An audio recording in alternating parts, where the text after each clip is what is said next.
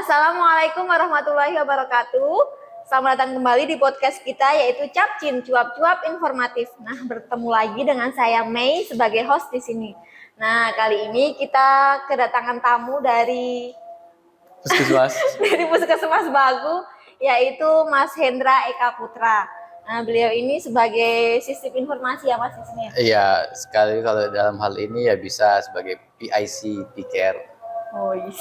Ya, BPJS. Nah, kali ini kita mau ngobrol tentang BPJS Kesehatan karena beliau ini pernah mengikuti pelatihan BPJS ya Mas ya? Ya, bukan berarti sosialisasi, Oh, karena sosialisasi. ya, di sini kan statusnya sebagai PIC, person in kontaknya. Jadi kalau ada apa-apa yang menghubungkan antara puskesmas dengan BPJS Kesehatan ya lewat saya. Yes. Berarti beliau ini orang yang penting ya di sini. Nah, ini Mas, kalau BPJS Kesehatan ini kan katanya seluruh masyarakat Indonesia itu harus mengikuti. Nah, kenapa sih? Seberapa pentingnya gitu? Kenapa harus ikut? Sebenarnya itu sih berawal dari nawacitanya Presiden Joko Widodo ya.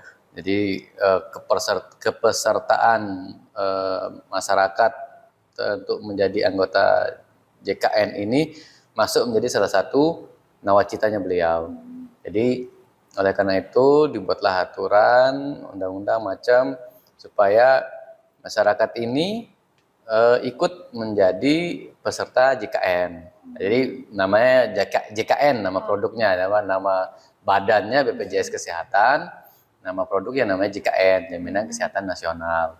Nah, salah satu kepesertaan JKN ini juga menjadi salah satu indikator dalam PISPK, pendekatan Indonesia Sehat, program Indonesia Sehat dengan pendekatan keluarga. Nah, salah satu indikatornya itu dianggap bahwa suatu keluarga itu keluarga sehat adalah kepesertaan dari anggota rumah tangga itu sebagai anggota JKN, peserta JKN begitu. Awalnya sih dari situ. Oh, terus Mas, siapa saja sih orang yang bisa ikut jadi anggota BPJS? Ya, siapa aja sih, bebas, ya WNI lah intinya, punya NIK. Berarti kalau warga asing nggak bisa? Setahu saya sih ini karena program pemerintah, jadi ini khusus untuk yang WNI. Jadi sejauh yang saya tahu ya, nggak tahu mungkin tolong dikoreksi kalau saya salah. Saya belum tahu, belum pernah yang menemukan peserta JKN itu bule gitu atau WNA gitu, belum pernah. Terus cara kita daftar BPJS gimana Mas? Cara daftar itu ya tergantung ininya juga ya, ada beberapa jenis kepesertaan. Yang pertama yang mandiri. Mandiri ini datang ke kantor BPJS, nanti ngisi formulir, bawa juga materi karena ada isi kayak pelimpahan atau apa gitu untuk supaya bisa auto debit nanti. Auto debit dari rekening. Ya, bawa KK identitas lah, KTP KK, terus fotokopi buku rekening, karena itu wajib ke buku rekening kayak Mandiri, BRI, BNI gitu ya kurang lebih. Nanti karena untuk mempermudah, jadi supaya tidak telat nyetor, BPJS itu punya program auto debit. Gitu. Nah jadi di situ nanti ada materi 10.000 juga gitu. Nanti ditunggu aja setelah pembayaran, biasanya 14 hari sih. Berarti pembayarannya nggak bisa lewat Alfa apa ini? Bisa. Setelah itu kan, setelah daftar itu akan dapat virtual account. Nah, virtual account ini bisa lewat m-banking, bisa lewat merchant kayak gitu ya bisa. Nah, setelah pembayaran nanti aktifnya biasanya sih 14 hari setelah bayar. Itu untuk pembuatan pertama. Terus kan tadi kepesertaan mandiri. Oh ya. Pesertaan mandiri itu yang mandiri, dan untuk diketahui mandiri ini harus satu kakak itu ya. Jadi kartu keluarga kan ada ayah, ibu, anak gitu kan. Nah itu harus semua masuk. Berarti harus bayar semuanya? Iya, enggak bisa misalkan hanya saya yang saya mau mandiri nih, saya daftarin diri saya sendiri, istri anak enggak ikut itu, enggak bisa. Jadi sekarang harus semua. Misal ada 5 anggota keluarga, misalkan ada ayah, ibu, anak 3 misalkan. Jadi semua itu harus ikut. So yang masih menjadi tanggungan atau dalam satu KK itu, kartu keluarga itu harus terdaftar semua. Itu yang mandiri. Yang kedua PPU namanya, penerima upah. Jadi ada peserta penerima upah. Untuk kayak kita nih, pekerja. Ya, itu contohnya kita. Kita ini penerima upah. Jadi pembayarannya itu 3% dari pendapatan atau dari gaji gitu. Nah, di mana yang 2%-nya itu yang ditanggung oleh pemberi gaji. Dan 1%-nya itu dari kita. Dipotonglah, diambil dari gaji kita gitu. So, nanti yang mendaftarkan di instansi biasa atau kolektif gitu. Tapi jumlah nominalnya tetap sama yang mandiri? Beda. Dia persentase. Ya kayak saya misalkan punya tanggungan 3 orang gitu, akan berbeda setelah iuran saya dengan yang mandiri dan juga tanggungan 3, karena beda. Apalagi ngambil kelasnya, saya kelas 1 kan, untuk kelasnya saya kelas 1, sangat sangat jauh bedanya dengan yang mandiri gitu. Lebih ekonomis sebenarnya yang penerima upah begini kayak kita ini. Kemudian ada yang PBI. PBI ini yang untuk PBI penerima bantuan iuran. Jadi dia tidak gratis sebenarnya, tapi dibantu iurannya oleh pemerintah, baik itu Kementerian Sosial yang pusat atau Dinas Sosial daerah gitu. Nah, yang ini biasanya didaftarkan dari desa. Dari desa. Ya, ada namanya data BDT kalau nggak salah itu. Nah, jadi ketika warga itu memang benar-benar tidak punya gitu kan, karena kan penerima bantuan ini untuk yang benar-benar tidak mampu. Nah, dari desa tuh diusulkan namanya masuk ke data BDT. Setelah itu baru nanti diurus ke dinas sosial, ke Dikes, bidang Yankes, nanti ada rekomendasi itu, baru bisa diterbitkan di BPJS Kesehatan begitu. Terus Mas, kalau yang untuk yang nggak mampu tadi apa namanya, KIS itu bukan? Beda. Jadi sama aja sih sebenarnya, semua namanya KIS, Kartu Indonesia Sehat. Sama aja semua bukan kayak dulu kan ada Askes, ada jam Kesmas gitu kan. Kalau dulu zaman dulu ada jam Persal gitu kan. Nah, itu kalau dulu memang beda. Nah, kalau sekarang kan Askes ini sudah jadi BPJS Kesehatan. Yang dulu jam Kesmas itu juga masuk menjadi bagian dari BPJS Kesehatan, jadi sama aja. KIS itu artinya Kartu Indonesia Sehat, ya semua, enggak ada perbedaan apa gitu, sama aja.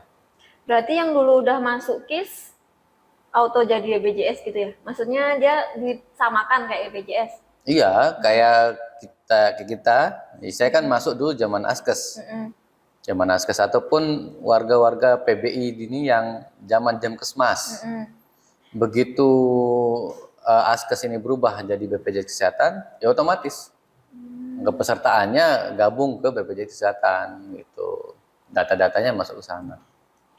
Terus Mas kan tadi katanya satu anggota itu harus membayar 1 KK, menanggung 1 KK. Nah, itu ada nggak maksimalnya berapa orang gitu?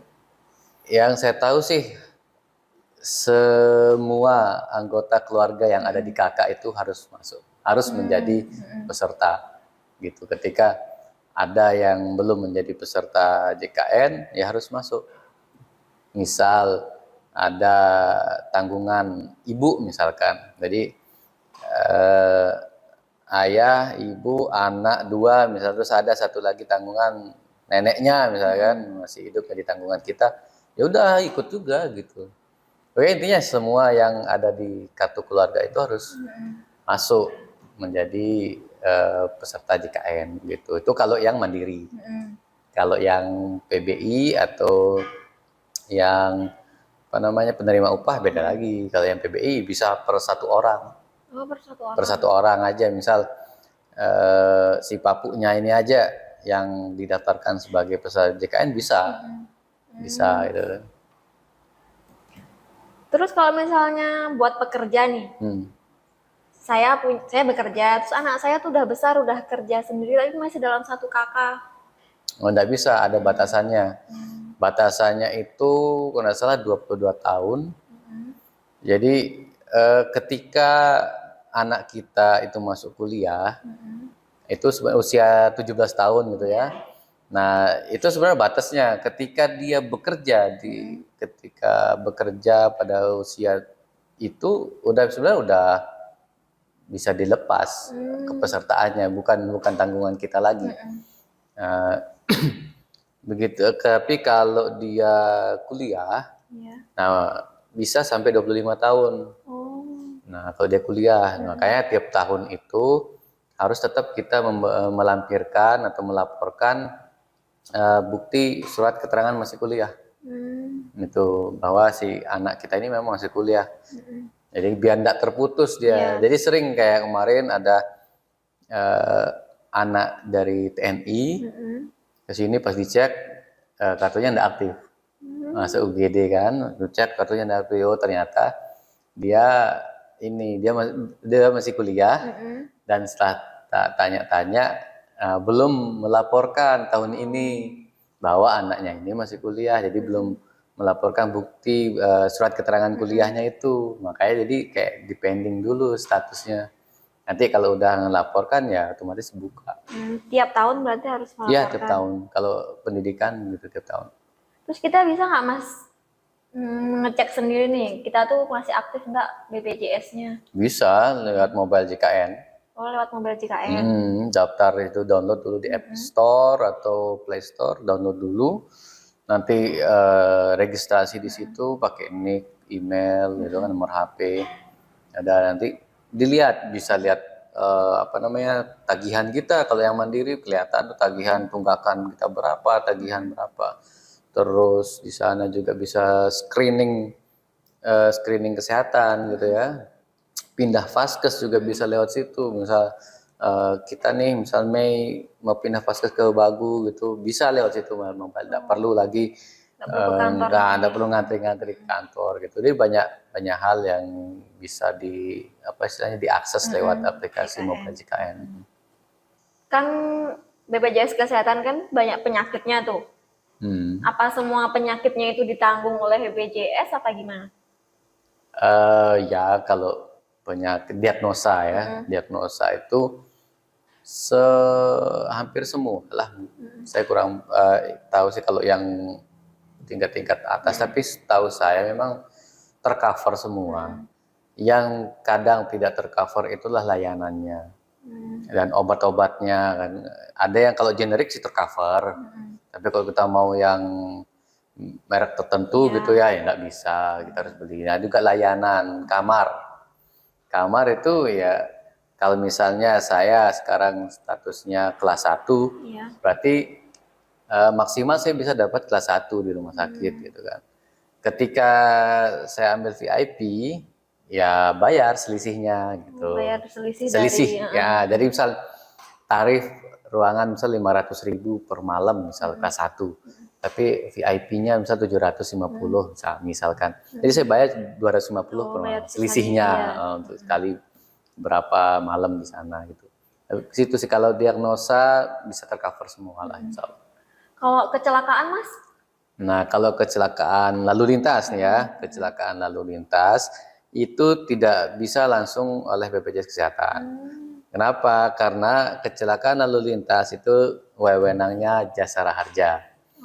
Jasara Harja itu jadi ketika kita membayar pajak kendaraan bermotor kita yang tiap tahun itu yang kita ke Samsat, itu salah satunya ada asuransi jiwa di situ. Nah di situ wewenangnya Jasara Harja. Jadi ketika kita kecelakaan lalu lintas tidak bisa langsung serta-merta pakai BPJS Kesehatan.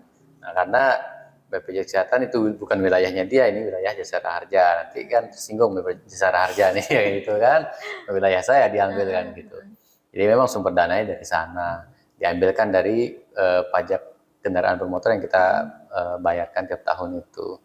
Jadi gampang sih di Jasara Harja, yang penting diurus selesai di kepolisian, surat dari kepolisian terbit gitu kan, udah gampang sih klaimnya. Modelnya kan klaim, jadi kita bayar dulu. Berarti kita harus bayar dulu nih? Iya, kita bayar nanti diganti uangnya. Oh. Nah, nanti ada plus santunan. Kalau misalnya kan beda-beda, ada yang luka ringan, luka sampai cacat permanen atau meninggal kan beda-beda santunannya. Itu. Terus Mas, misalnya saya sakit mata nih, terus mau berobat ke rumah sakit mata, ini perlu rujukan apa gimana? Apa bisa langsung ke rumah sakit mata pakai BPJS? Iya, jadi sistemnya itu kan kalau BPJS itu berjenjang. Jadi makanya dibuatlah namanya FKTP, kan Vaskes pertama gitu kan, kayak di kartu kita kan Vaskesnya mana gitu Oh kan. iya. Nah itu fasilitas kesehatan tingkat pertama. Jadi ke situ dulu. Nah, jadi tidak serta merta kita langsung ke rumah sakit. Siapa tahu bisa selesai di Vaskes pertama itu FKTP itu. Nah, ketika diperiksa ternyata nggak bisa di sini, harus ada tindakan atau pemeriksaan oleh yang dokter spesialis, misalkan ada tindakan-tindakan yang tidak bisa dilakukan di FKTP, barulah nanti atas saran hasil pemeriksaan ataupun advice dokter, kita nih pasien ini dirujuk ke rumah sakit mata, misalkan seperti itu. Jadi nggak bisa kita ujuk-ujuk minta juga ke FKTP ke puskesmas gitu minta rujukan gitu kan. Nah itu tidak bisa. Tetap harus didiagnosa dulu ya Mas ya? Iya harus diagnosa dulu, diperiksa dulu gitu. Ini Mas, itu kan tadi harus rujukan dari Vaskes pertama. Nah itu kan kita dapat surat rujukan tuh. Misalnya saya lagi hamil, terus harus USG ke rumah sakit. Kan dikasih rujukan tuh dari puskesmas. Nah itu satu surat rujukan itu bisa buat berapa kali periksa, apa cuma 1 kali apa gimana? Jadi rujukan itu berlaku 3 bulan. Berlaku 3 bulan? Iya. Misalkan dalam 3 bulan itu ada disuruh kunjungan kontrol lagi seperti apa, tetap bisa dipakai. Tetap bisa dipakai. Jadi per 3 bulan. Berarti 1 kali keluar rujukan itu 3 bulan batas waktu. Kalau udah 3 bulan nggak bisa dipakai lagi ya? Ya buat lagi gitu. Jadi nggak perlu buat tiap bulan. Misalkan mau pergi USG kan, keluar hasil USG, kontrol nih besok bulan depan kontrol atau minggu depan kontrol gitu, udah beda bulan tuh, nggak perlu lagi minta rujukan ke puskesmas, pakai surat kontrolnya saja dari rumah sakit balik lagi ke rumah sakit gitu. Nomor rujukan yang awal itu masih berlaku sampai 3 bulan. Gitu. Terus bisa nggak Mas, kan BPJS yang mandiri itu kan bayar. Bisa nggak nanti tuh dicairin kalau misalnya kita udah nggak ini? Nggak bisa. Nggak bisa. Jadi tidak bisa diuangkan dan memang tidak bisa berhenti. Oh, tidak bisa berhenti? Iya, tidak bisa berhenti karena memang kewajiban yang tadi ya secara undang-undang aturan gitu memang untuk masyarakat Republik Indonesia ini kan istilahnya kayak tadi diwajibkan untuk punya menjadi peserta JKN gitu kan. Nah itu jadi nggak bisa berhenti. Tidak bisa berhenti, apalagi diuangkan ya. Saya mau berhenti diuangkan nggak bisa. Nggak bisa diunrek. Nggak bisa diantrek, nggak bisa. Ya kecuali kalau mau berhenti ya pas meninggal ya berhenti. Oh pas meninggal auto berhenti? Ya nggak dilaporkan. Kalau nggak dilaporkan ya tetap tagihannya masuk. Nah kalau biasanya kalau memang meninggal di fasilitas kesehatan itu bisa kita terbitkan surat keterangan meninggalnya kan, dan itu nanti kita bantu report atau laporkan ke BPJS untuk di stop tagihannya gitu atau kepesertaannya biar dialihkan ke yang lain, misalnya yang PBI kan bisa untuk yang lain yang masih hidup gitu. Mas kalau misalnya dia itu udah sakit parah nih, darurat gitu, terus harus bisa nggak langsung ke IGD rumah sakit atau tetap harus kita ke Vaskes pertama? Jadi kalau itu sih sebenarnya kalau konsep kekewadaruratan itu adalah penanganan pertama. Jadi kalau memang lebih dekat ke puskesmas nggak apa-apa, harusnya tuh ke puskesmas gitu ya, untuk mendapat sebenarnya intinya mendapatkan penanganan terus stabilisasi keadaan gitu ya. Baru nanti kalau memang butuh dirujuk ya baru diantar ambulan. Tapi memang kadang masyarakat maunya oke itu langsung ke rumah sakit aja gitu kan. nggak mau ke puskesmas itu, ya bisa secara penggunaan JKN-nya bisa dipakai langsung aja ke UGD bisa, nggak perlu rujukan online atau rujukan apa, nggak perlu. Kalau ke gawat darurat jadi kalau saja ke UGD bisa. Terus Mas kan BPJS bisa tuh buat bersalin melahirkan, tapi kan ada juga itu jam persal. Jam persal, oke. Itu sama apa beda? Itu beda. Jadi jam persal itu yang punya uang beda, sumber dananya beda aja. Jadi jam persal itu ada dari dana daerah, ada yang dari dana pusat. Dana pusat itu dari Kemenkes. Nah, dari dana daerah itu biasanya ini oleh Dinsos biasanya, dan Yankes sih, BPJ istilahnya Dinas Kesehatan itu kolaborasi. Nah, kalau yang sekarang itu karena yang punya uang itu pusat, jadi agak ribet pemakaian jam persalnya. Ribet dalam artian kalau dulu nih ada SKTM, surat keterangan tidak mampu. Iya, tidak mampu. Ada KTP, ada KK, dan berkas-berkas tindakan yang lain gitu kan. Diklaim nggak perlu diapa-apain, dibawa berkasnya ke Dikes, diurus di sana, cair gitu kan, bisa diklaim, bisa diuangkan. Kalau sekarang tidak segampang itu.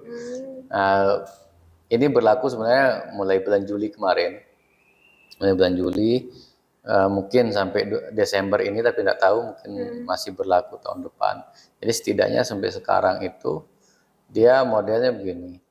Kita harus jadi ada namanya aplikasi EcoHeart.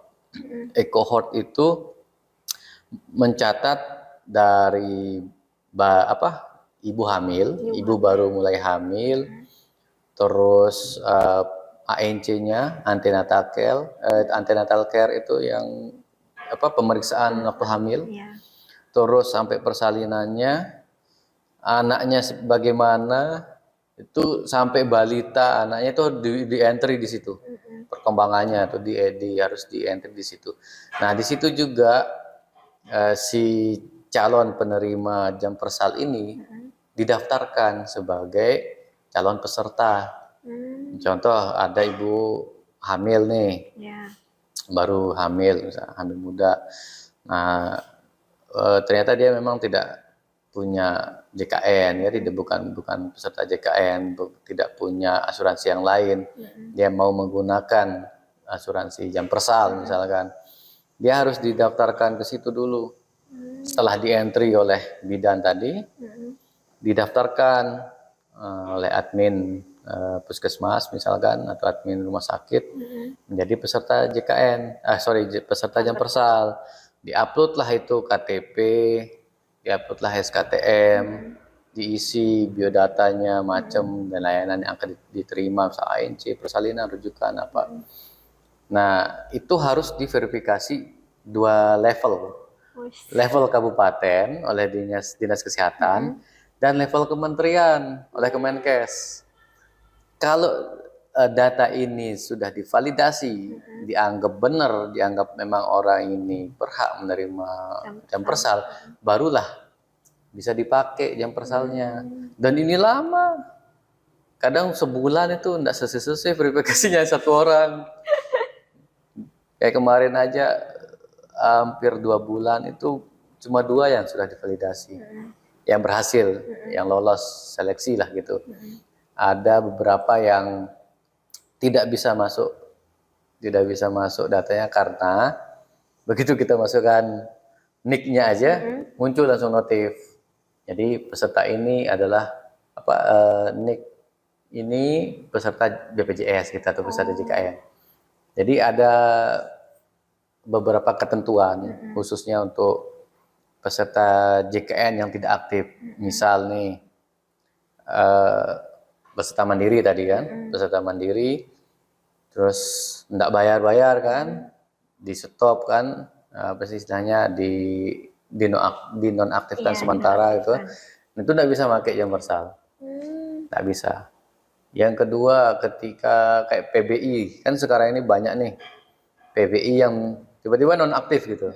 Padahal baru kemarin sekarang gue udah nonaktif gitu kan udah nggak aktif gitu. Itu nggak bisa pakai juga. Nggak bisa didaftarkan menjadi calon peserta jam per satu, nggak bisa. Kemudian yang bisa itu hanya peserta JKN yang di PHK lebih dari 6 bulan.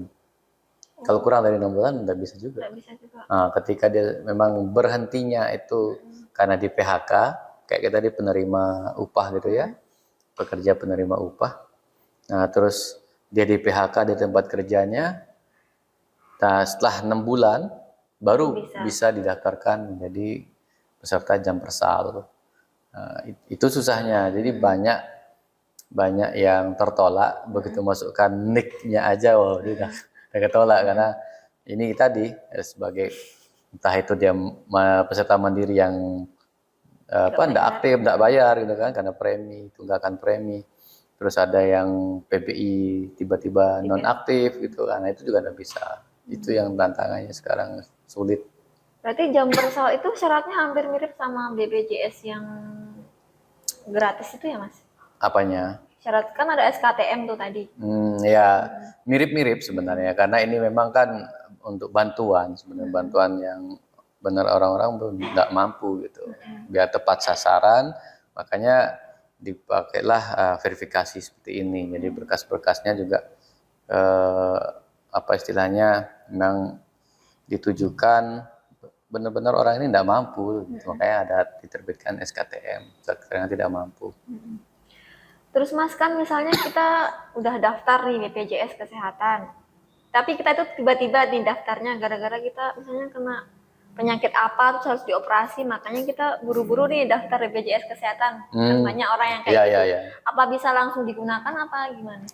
Nah, kalau mandiri kayak tadi itu biasanya dia nunggu 14 hari setelah pembayaran pertama baru diaktif. Gitu. Nah, kalau yang PBI pengalaman kemarin sih langsung aktif sih biasanya begitu, langsung bisa dipakai. Cuma itu susah, harus berkasnya dulu kan, tetap aja sih ribet. Kayak kalau bisa sih memang kalau ada ya jauh-jauh hari lah gitu. Kalau memang ada untuk iuran ya apa-apa sih. Terakhir nih Mas, menurut Mas nih seberapa pentingkah kita sebagai masyarakat Indonesia untuk memiliki BPJS Kesehatan? Iya, kalau menurut saya pribadi sih ya, kalau untuk menjadi peserta mandiri ini kan lumayan berat. Apalagi naik lagi sekarang kan, tarifnya naik lagi, iurannya naik lagi. Naik lagi kan berat. Nah, kalau memang mampu ya enggak apa-apa, silakan gitu kan. Tapi diusahakan gitu. Ya kalau bekerja ya minta, kalau misalnya kita sih enak kan kerja di pemerintahan begini kan diakomodir lah gitu kan anaknya.